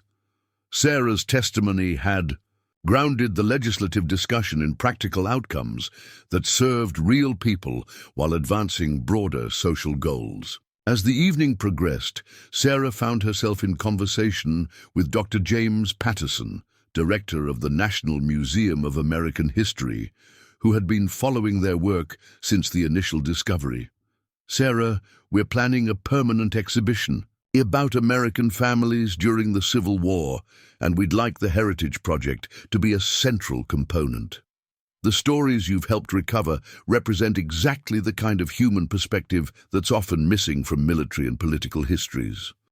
The museum exhibition would provide a platform for sharing the family stories they had helped recover with millions of annual visitors, creating educational opportunities that honored both the families who had preserved these materials and the collaborative methods that had made their recovery possible. The exhibition represented the kind of public benefit that justified the investment of resources and effort that the Heritage Project represented. Near the end of the reception, Sarah received a surprise phone call from Thomas Henderson, a retired teacher from Georgia whose family had been searching for their Civil War ancestors' belongings for over 50 years. Ms. Chen, I just heard your testimony on the news, and I think my family might be connected to the preservation network you've been researching. We have letters that mention hiding family treasures in the Georgia mountains, but we've never known how to pursue the search responsibly. The call represented the kind of ongoing impact that the Heritage Project continued generating. Public awareness of their methods had encouraged families throughout the country to come forward with their own historical mysteries, creating opportunities for additional discoveries and family reunifications that extended the project's reach far beyond their original North Carolina base. As Sarah and Lily finally returned to their hotel room after the long day of testimony and celebration, they reflected on how completely their lives had been transformed by that morning 3 years earlier, when financial desperation had driven them to search through her father's remote cabin. The foreclosure notice that had once represented their worst fears now sat framed in their home office as a reminder that apparent disasters could become gateways to extraordinary opportunities. "Mom," Lily said as she prepared for bed, "do you think Grandpa knew we would end up helping so many families when he hid those treasures?" Sarah considered the question that had puzzled her throughout their journey. "I think Grandpa understood that preserving important things for future generations was worth whatever effort it required, even if he couldn't predict exactly how that preservation would eventually help people. He trusted that doing the right thing would eventually create good outcomes." The conversation with her daughter captured something essential about the faith required for all meaningful preservation efforts.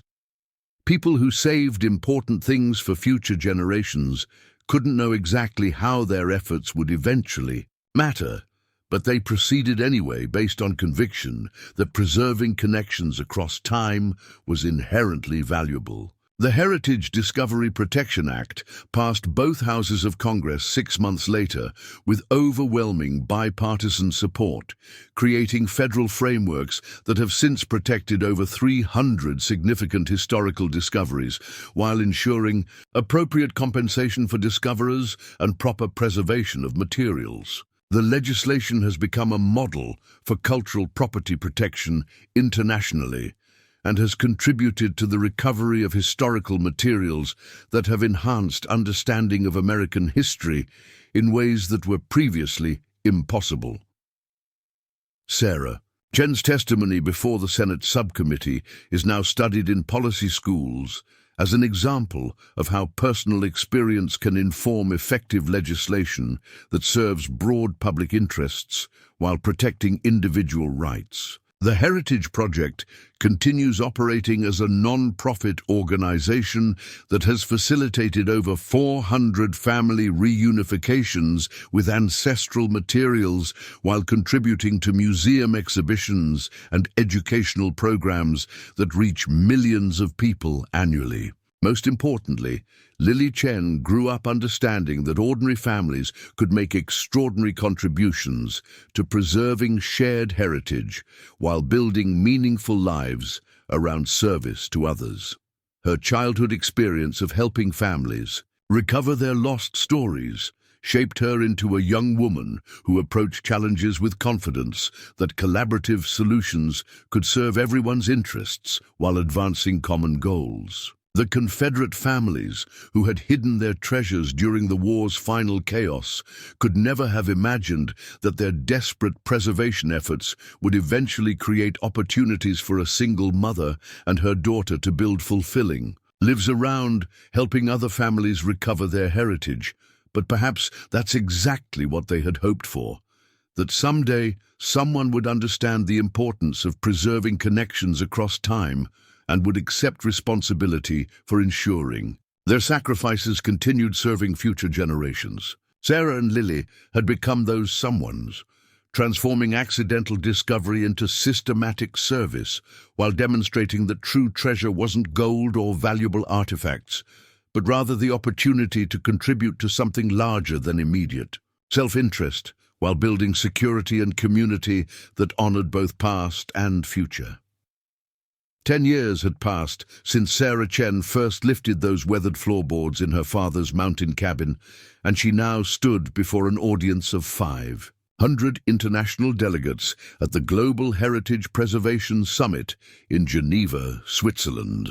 The woman who had once faced foreclosure while struggling to support her daughter had become one of the world's leading advocates for innovative approaches to cultural heritage protection, invited to address representatives from 67 nations about revolutionary methods that had transformed how societies handle privately discovered historical treasures. The auditorium fell silent as Sarah approached the podium, her presentation representing the culmination of a decade-long journey that had seen the Appalachian Civil War Heritage Project evolve from a single family's discovery into a global model for collaborative cultural preservation. Behind her on the massive screen, a photograph showed 19-year-old Lily Chen working alongside archaeologists at a newly discovered Civil War site in Virginia. Her expertise in heritage recovery methods, now sought by universities and museums throughout the world. Distinguished delegates, 10 years ago, my daughter and I discovered that ordinary families can become extraordinary guardians of historical heritage when given proper support and guidance, Sarah began, her voice carrying the confidence of someone who had witnessed transformation on both personal and societal levels. Today, I have the privilege of sharing how those early lessons have evolved into systematic approaches that are helping nations worldwide balance private property rights with public cultural preservation needs. The decades since their initial discovery had been marked by continuous growth and expanding impact that none of them could have anticipated during those first desperate days at the mountain cabin. The Heritage Discovery Protection Act had become federal law, creating frameworks that had protected over 800 significant discoveries across the United States while ensuring fair compensation for discoverers and proper preservation of materials. The legislation had become a template studied and adapted by governments worldwide, facing similar challenges in protecting cultural heritage while respecting private property rights. Sarah's presentation detailed case studies from 3 continents where the collaborative model pioneered by their project had been successfully adapted to local conditions and cultural contexts. In Ireland, families had recovered centuries-old Gaelic manuscripts that had been hidden during periods of cultural suppression. In Peru, indigenous communities were working with archaeologists to preserve artifacts discovered on ancestral lands while maintaining traditional custodial practices. In South Africa, the model had helped facilitate the return of cultural materials to communities whose heritage had been dispersed during apartheid.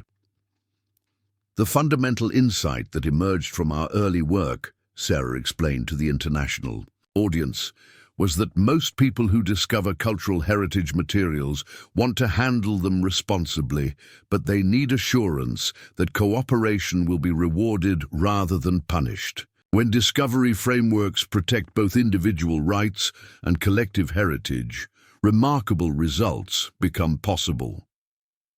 The presentation included video testimonials from dozens of families worldwide who had benefited from heritage recovery programs based on the collaborative model. Maria Santos from Brazil described how her family had recovered indigenous artifacts that had been hidden during colonial persecution, leading to a cultural revival that was strengthening her community's connection to traditional practices. James MacDonald from Scotland explained how discovering medieval manuscripts on his property had led to partnerships with universities that were revealing new insights into Highland culture while providing economic opportunities for his rural community. Each testimonial illustrated how heritage discovery could serve as a catalyst for broader community development and cultural revitalization when handled through collaborative frameworks that honored both individual discovery rights and collective cultural interests. The economic benefits extended far beyond immediate compensation for discoverers, creating sustainable cultural tourism, educational programs, and research partnerships that provided long-term community benefits. Dr. Elizabeth Morrison, now serving as Director of International Heritage Preservation for UNESCO, joined Sarah on stage to present data about the global impact of collaborative heritage preservation methods. The collaborative model pioneered by the Chen family has been implemented in 43 countries, resulting in the preservation of over 12,000 cultural artifacts that might otherwise have been lost to illegal sales or destructive handling, Dr. Morrison reported to the assembled delegates. The statistics were impressive, but Sarah knew that the numbers only told part of the story. The real transformation had been in shifting global conversations about cultural heritage from adversarial relationships between private and public interests toward collaborative partnerships that served everyone's needs while advancing shared goals of cultural preservation and education. Marcus Whitfield, now an internationally recognized expert in genealogical heritage recovery, presented findings from the expanded Confederate treasure network that had grown to include discoveries in 12 states. The original Whitfield preservation operation has now been documented as one of the most extensive civilian heritage protection efforts in American history, he explained to the international audience. Over 300 families have recovered ancestral materials that provide unprecedented insights into how ordinary people preserved cultural heritage during periods of extreme social disruption. The expansion of discoveries had continued throughout the decade, with new caches being located regularly as research methods improved and family networks were more completely mapped. Each discovery had contributed to a growing understanding of how civilian populations had responded to the Civil War's disruptions while trying to preserve what mattered most to their communities and descendants. The international attention had attracted scholarly interest from historians studying heritage preservation efforts during other periods of conflict and social upheaval. Research partnerships had been established with institutions studying heritage protection during World War II, colonial independence movements, and contemporary conflicts where cultural materials faced destruction or dispersal. During the question period following their presentation, Dr. Ann Larson from Sweden asked about challenges they had encountered in scaling their collaborative model to different cultural and legal contexts. Ms. Chen, some nations have raised concerns that collaborative approaches might conflict with existing archaeological regulations or traditional heritage protection systems. How do you address these concerns? Sarah had encountered this question frequently as their model had gained international attention, and she had developed responses based on actual experience helping other countries adapt collaborative methods to their specific circumstances. Dr. Larson, successful implementation always requires careful adaptation to local conditions and existing legal frameworks. The core principles of fair compensation, professional oversight, and public benefit can be achieved through many different specific mechanisms. What matters is creating systems that encourage cooperation rather than concealment or destruction. Wudu, the response reflected lessons learned from a decade of international consulting work where Sarah had helped governments and institutions develop heritage preservation policies that balanced competing interests while serving broader cultural preservation goals. Each implementation had required creative problem-solving that honored local traditions while incorporating collaborative principles that had proven effective in diverse contexts. Following the formal presentation, Sarah participated in smaller working groups where delegates discussed specific implementation challenges and shared experiences from their own heritage preservation efforts. The conversations revealed both the universal nature of heritage preservation challenges and the diverse creative solutions that different societies had developed for protecting cultural materials while respecting private property rights. During a break between sessions, Sarah received a surprise video call from Lily, who was currently participating in an archaeological expedition in Egypt, where she was applying heritage recovery methods to help preserve artifacts threatened by modern development projects. At 19, Lily had become one of the youngest certified heritage preservation specialists in the world, with expertise that was increasingly sought by international projects facing complex cultural property challenges. Mom, I wanted you to know that the collaborative protocols we developed are being used here to help local communities participate in preservation efforts while ensuring they benefit from archaeological discoveries on their lands. Lily reported enthusiastically from her excavation site near Cairo. The Egyptian authorities are so impressed with the results that they're considering adapting our methods for heritage preservation throughout the region. The call illustrated how their family's initial discovery had created opportunities that extended far beyond their original circumstances. Lily's expertise in collaborative heritage preservation had opened doors to international work that was both personally fulfilling and professionally meaningful, while contributing to cultural preservation efforts that served communities worldwide. That evening, Sarah attended a reception hosted by the Swiss government, where she was presented with the International Heritage Preservation Award, recognizing her contributions to developing innovative approaches that had transformed how societies handle cultural heritage discoveries.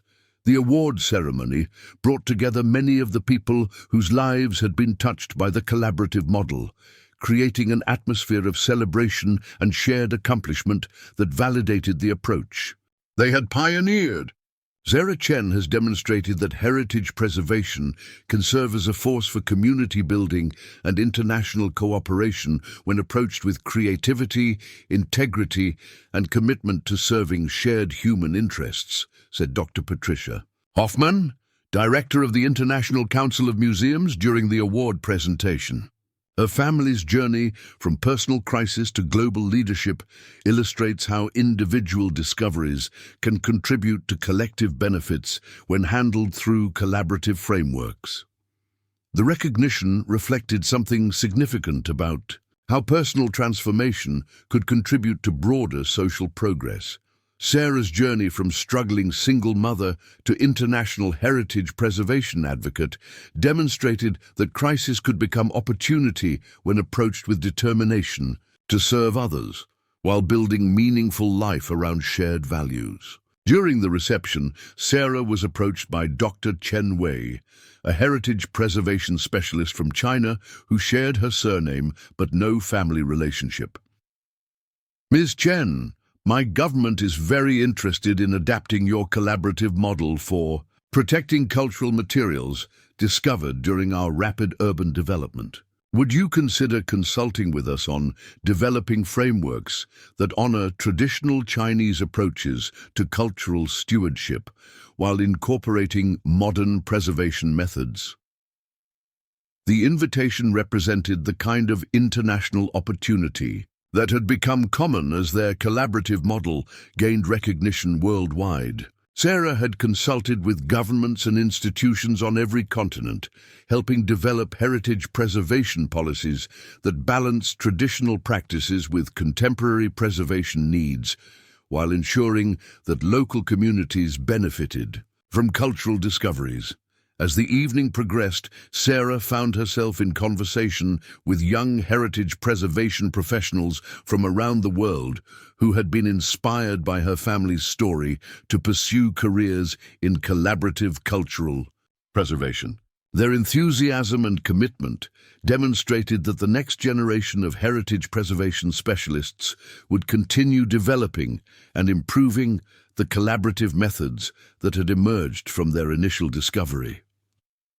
Near the end of the reception, Sarah received a phone call from Detective Ray Hawkins, now director of the International Heritage Crime Prevention Network, with news that illustrated the continuing evolution of their work.